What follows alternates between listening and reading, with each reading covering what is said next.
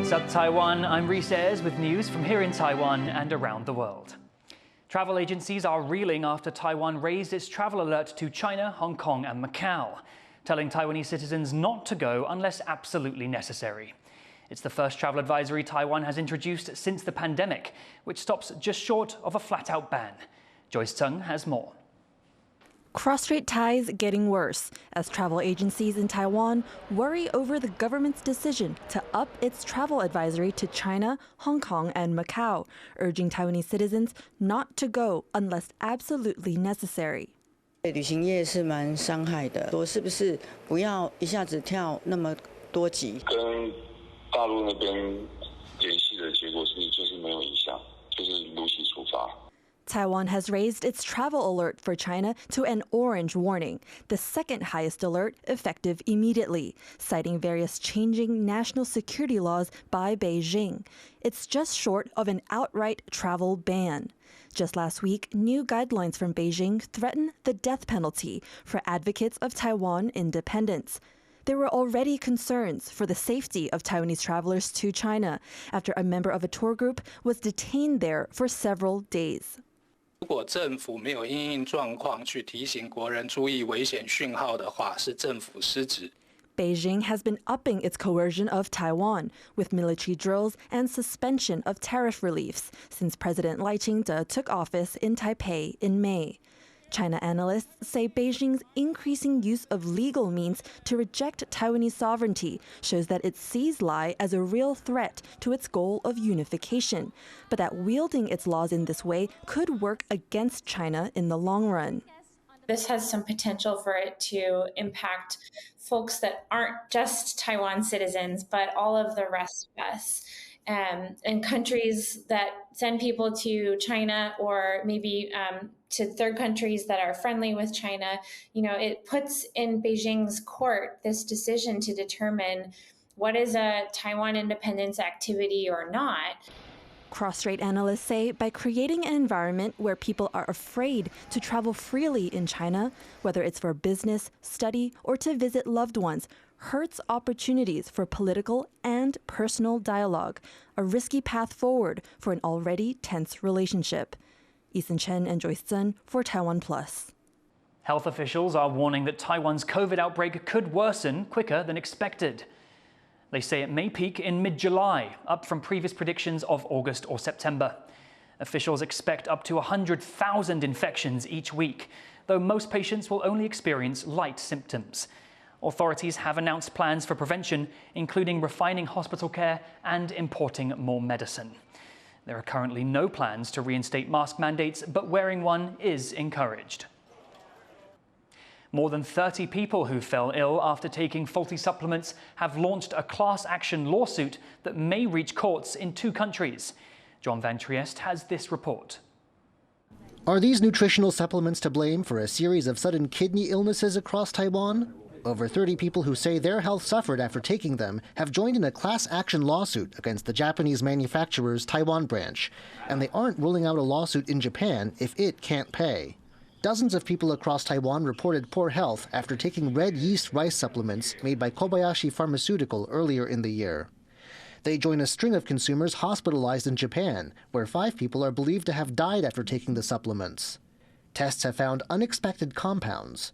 But while the product has been recalled since March, some say they've suffered irreversible damage to their health. 我因为左肾有水肿，我就去做手术治疗。那手术治疗出来之后，左肾功能低下，变成我现在就是只有靠右肾才能够运行。我希望他们要负责这个问题电话打过去，但是我把钱退给你啊，不然就红利点数给你啊，这样子。Others who can prove they bought the product have until the end of July to join the lawsuit.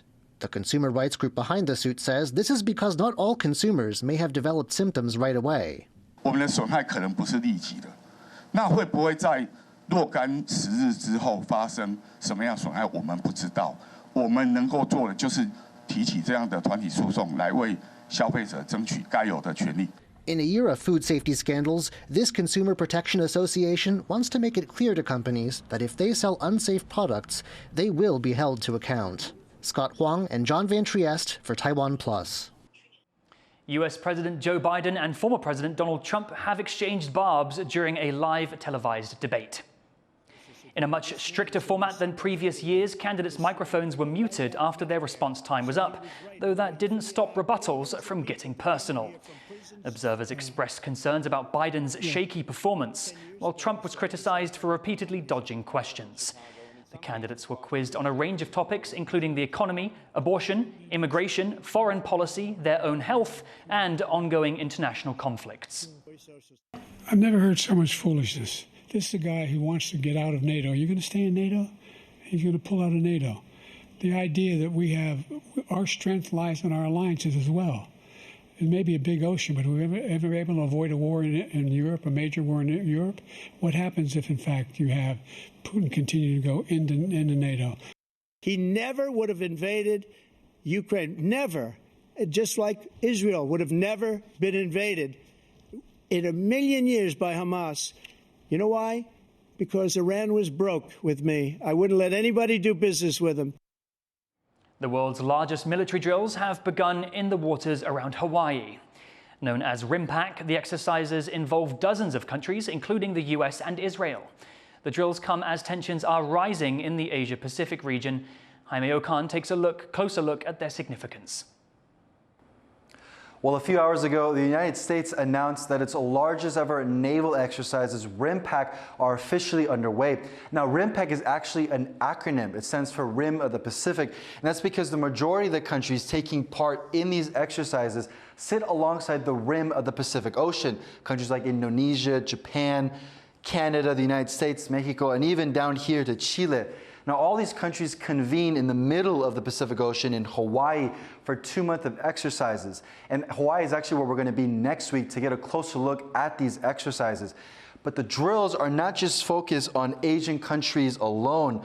Other countries from Europe as well, like the UK, Belgium, France, Germany, that are looking to increase their military presence in the Indo-Pacific will also be in Hawaii conducting large-scale exercises as well.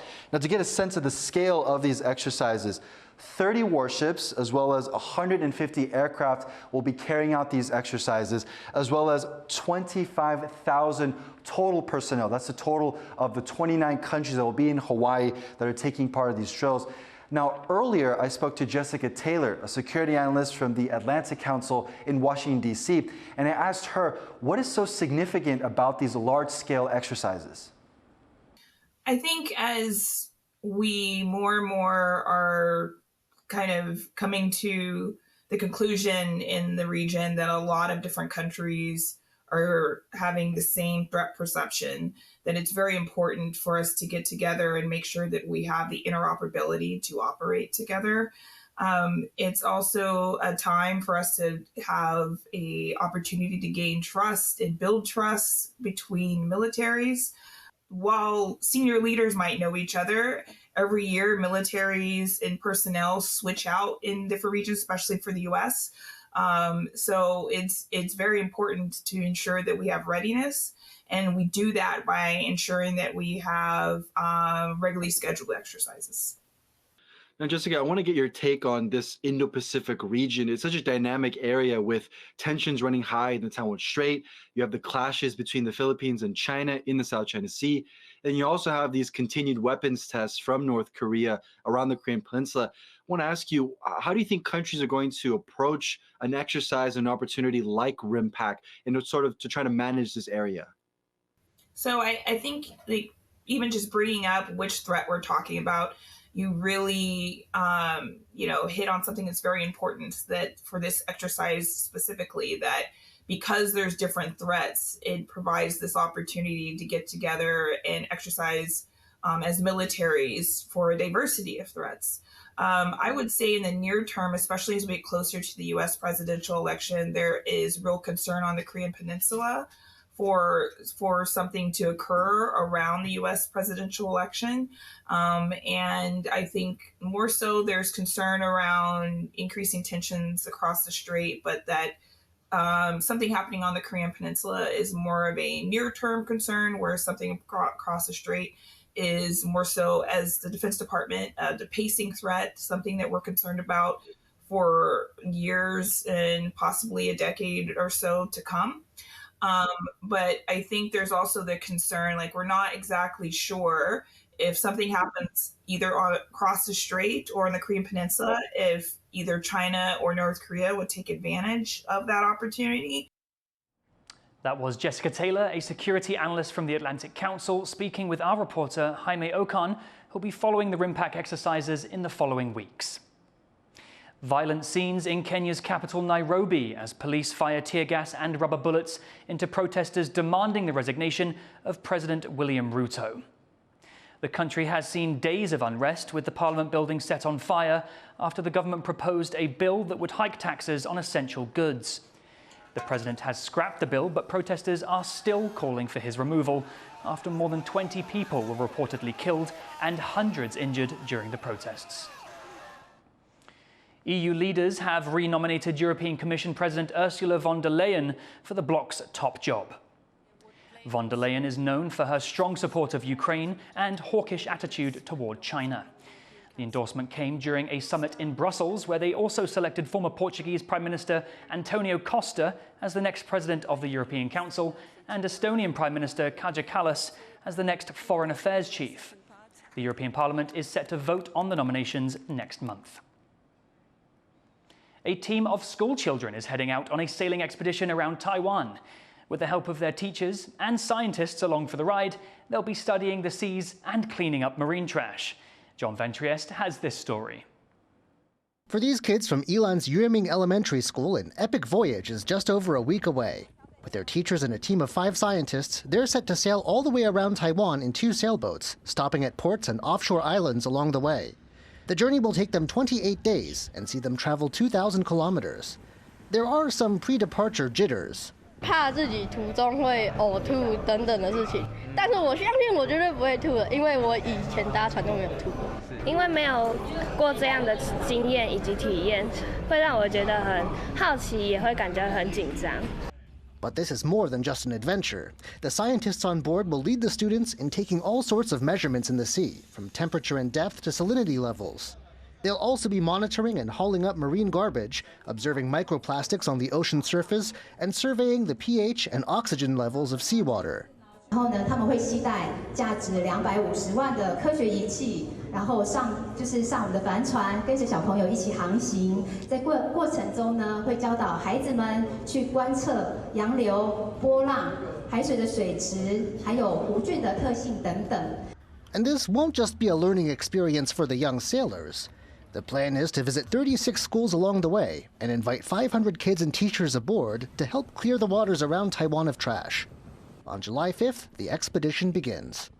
Klein Wong and John Van Trieste for TaiwanPlus. A second pair of Taiwanese tennis players has qualified for the women's tennis doubles at the Paris Olympics. Sisters Zhan Haoqing and Letitia Chan have earned a place at the Summer Games thanks to Haoqing's ranking as one of the world's top players. It will be their 3rd Olympic appearance together. They join tennis duo Xie Shuwei and Cao Jiayi in representing Taiwan at the Games. A full team of 6 archers will also be representing Taiwan in Paris this summer. It's the 6th time in a row that Taiwan has sent a full squad to the Olympics, and the athletes are aiming to score high. Tang Zhijun, who is making his 2nd Olympic appearance, will lead the men's team of first-time Olympic archers. Lei Qianying, going for her 4th Games, will head up the women's team. Thank you for watching What's Up Taiwan. You can visit the TaiwanPlus website or follow our social media for more stories from Taiwan and around the world. Finally, take a sneak peek of these performers set to represent Taiwan at the Cultural Olympiad in Paris this summer. I'm Reece Ayers, take care, and we'll see you next time.